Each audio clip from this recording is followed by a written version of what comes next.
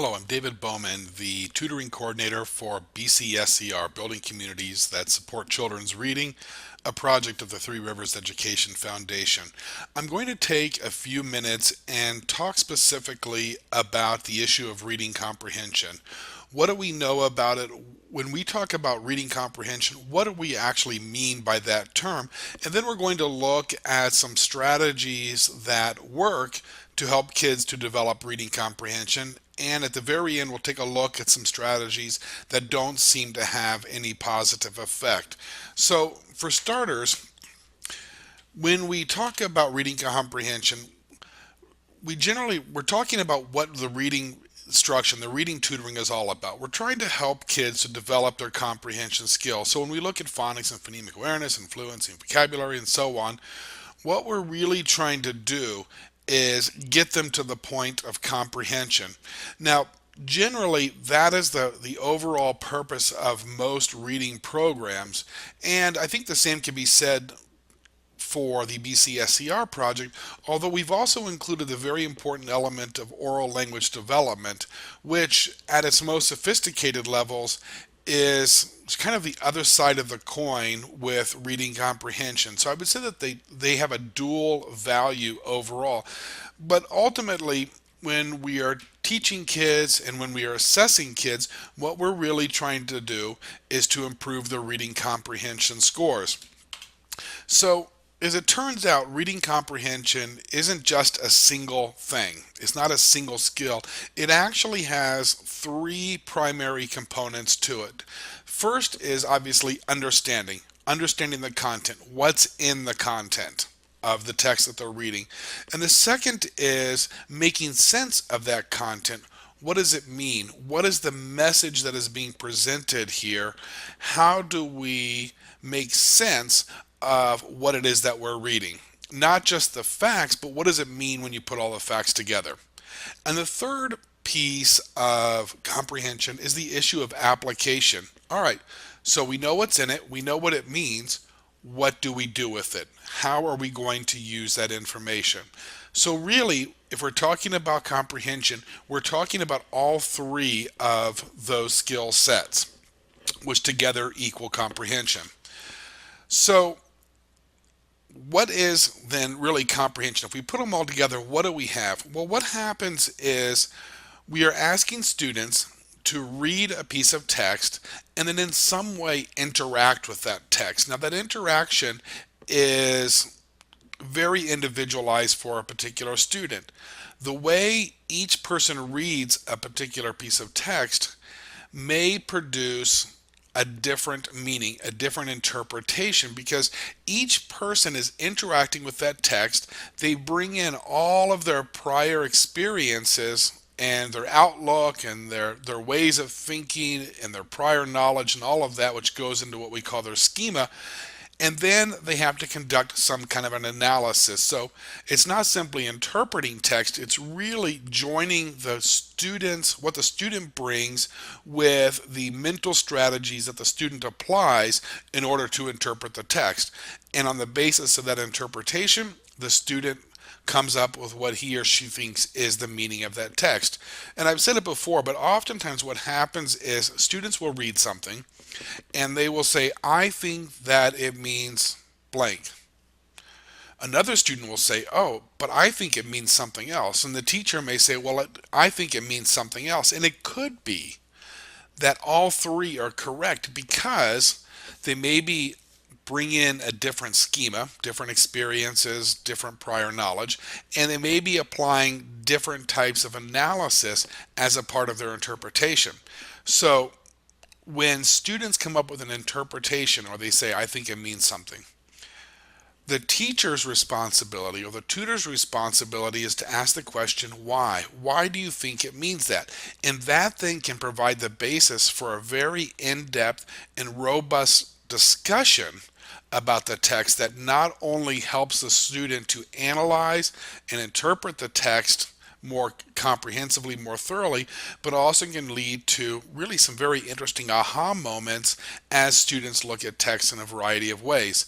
So We don't ever want to tell students that an interpretation is incorrect. What we want them to be able to do is explain their interpretation, provide the justification for it, provide the reasoning behind their interpretation, and then discuss it. Now, it could be that the interpretation is faulty simply because there's not a sufficient analysis or an appropriate analysis, or because the student simply didn't get the content of the particular text. But that comes out of the discussions that we have around the text as we are discussing students' interpretation. So, in a nutshell, that's kind of what happens. There's text, there's interpretation, and on the basis of that interpretation, we come up with a meaning. So, when we talk about understanding, comprehension of text, this really is the process that we're talking about. So let's switch a little bit and talk about how do we help the students to develop comprehension. Well, the number one thing that we have to teach students to do is something that strong readers do subconsciously, and that is to always ask the question, do I think I understand what it is that I'm reading?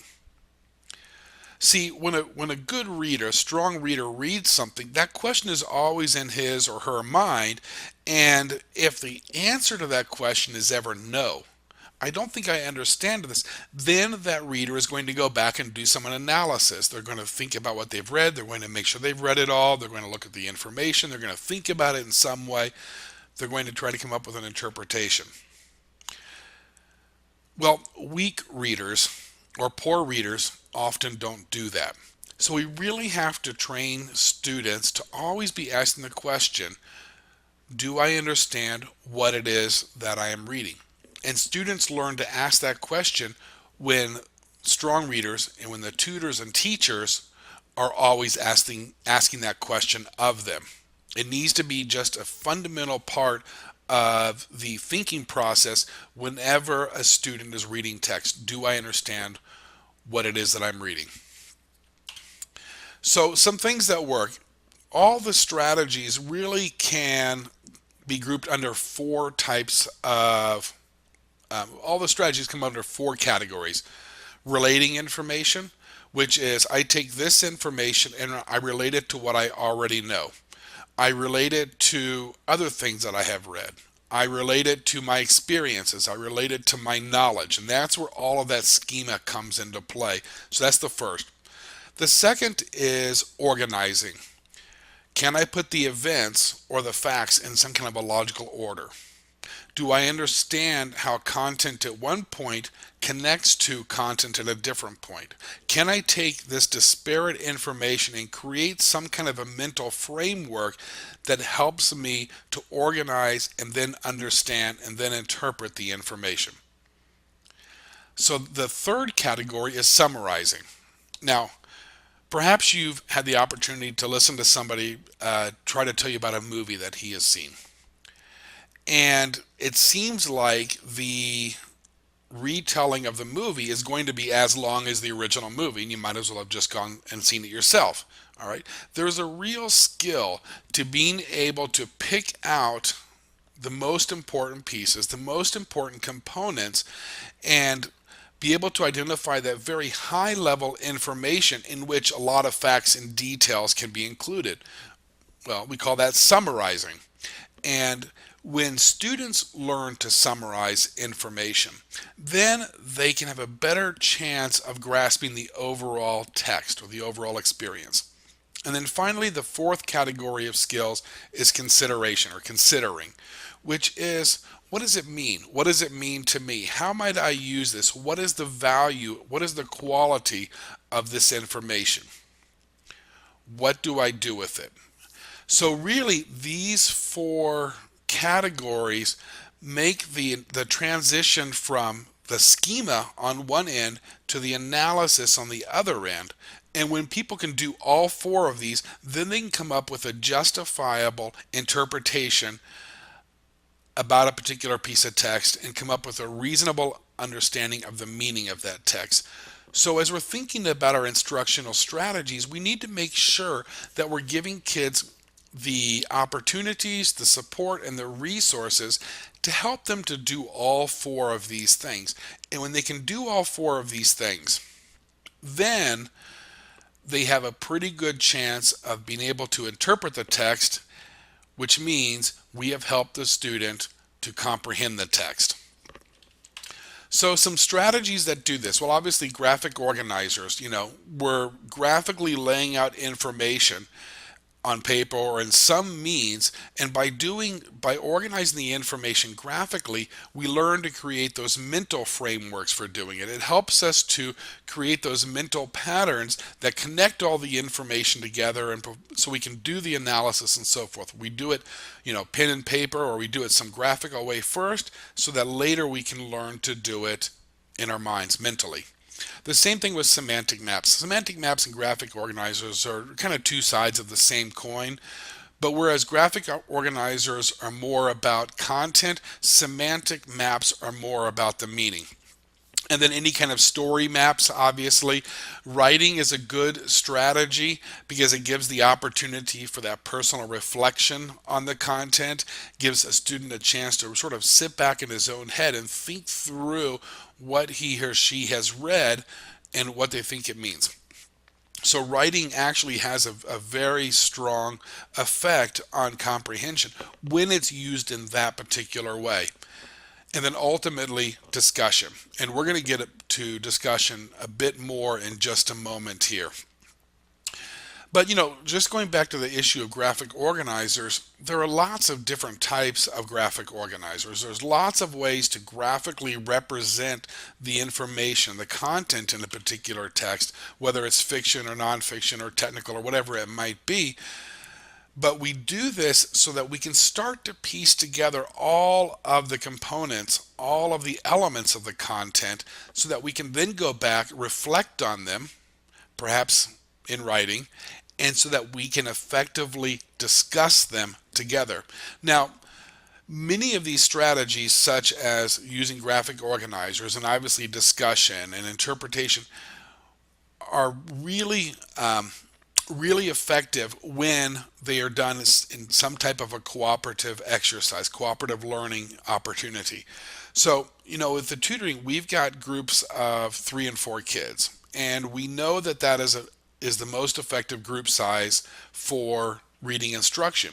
And one of the reasons why it's so effective is because it does give the opportunity for the cooperative or the cooperative use of these strategies. Obviously, you can't discuss if you're by yourself. Looking at the graphic organizers is done better in partnership or in conjunction with other students, because then students can feed ideas, they can recall additional information, they can bring in their own schemas to help the students be able to interpret the text.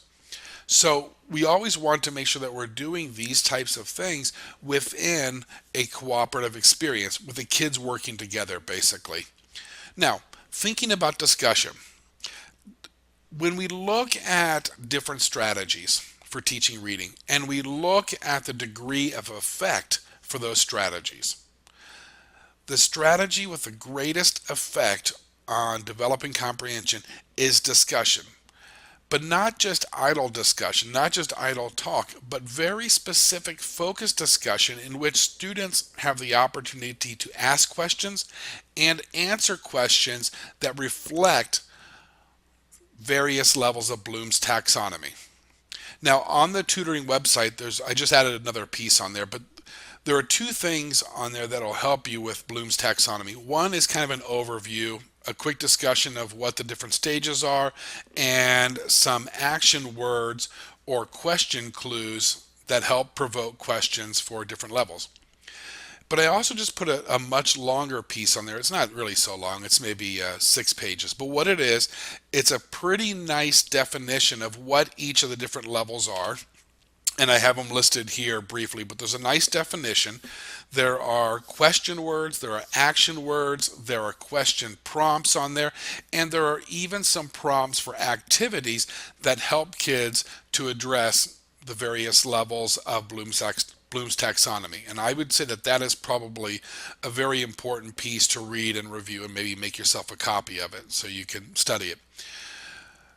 Because when we have students asking questions and answering questions that reflect the different levels of Bloom's taxonomy, we're asking them to do that interpretation. We're giving them multiple ways to do analysis of the content. We're asking them to really think about what they have read, consider what they have read, analyze what they have read, and then apply what they have read, which are our major components of what we call comprehension. So the graphic organizers and the writing and those other types of strategies that I mentioned really have a very important purpose, and that is preparing students to be able to engage effectively in discussions that reflect different levels of Bloom's taxonomy. So maybe they're doing some writing.